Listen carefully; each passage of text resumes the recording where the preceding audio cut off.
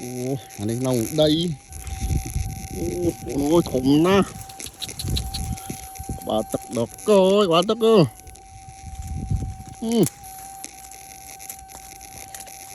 Đây vậy nè.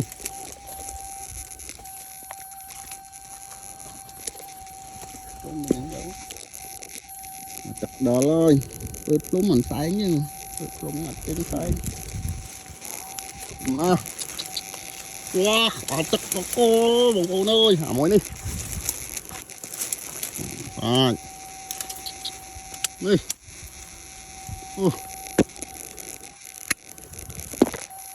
Lông này con lên không?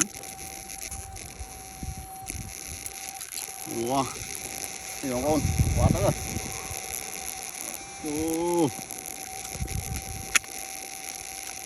Đó quá tớ. Nồng kiện đây. Mà cuồng như này thế.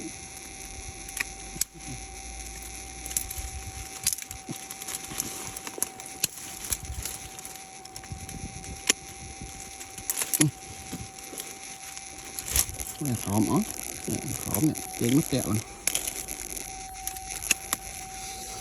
Wow, bật chật là ổn nè. Đây.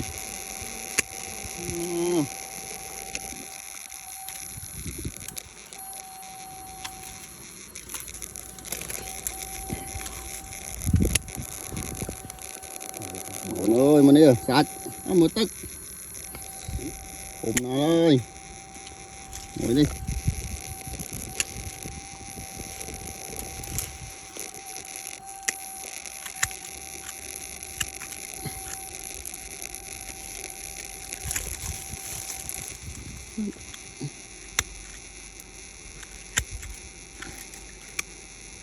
Cái là tốt.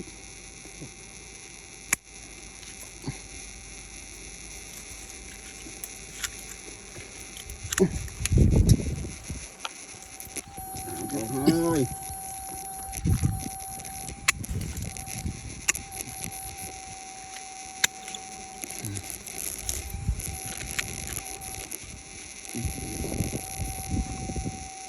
Cái là tốt lắm.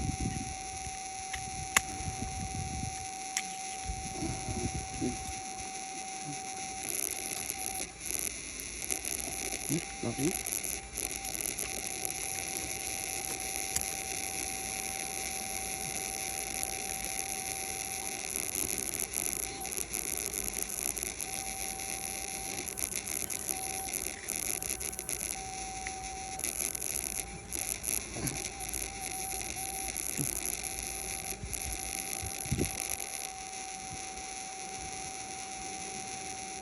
Làm cực nhập cái rắn cái nữa.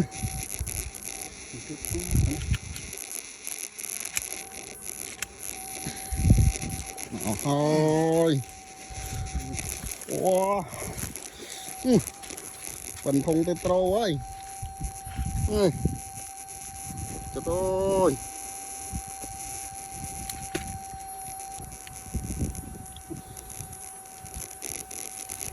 Ôm nó này. Ini metak ke. Ngồi son. Metak ke.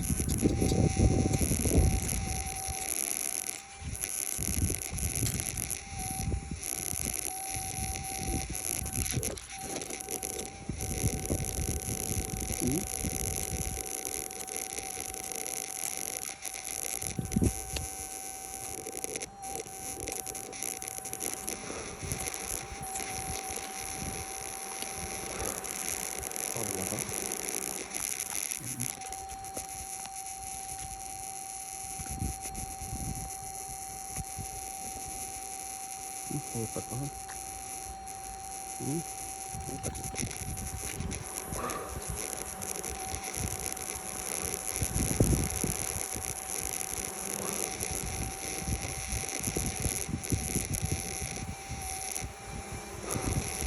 Đỉnh Phật quá.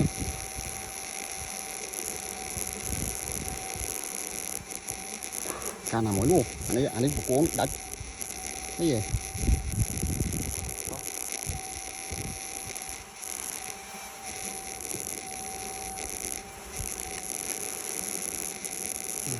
yên rồi nó với, nó kia.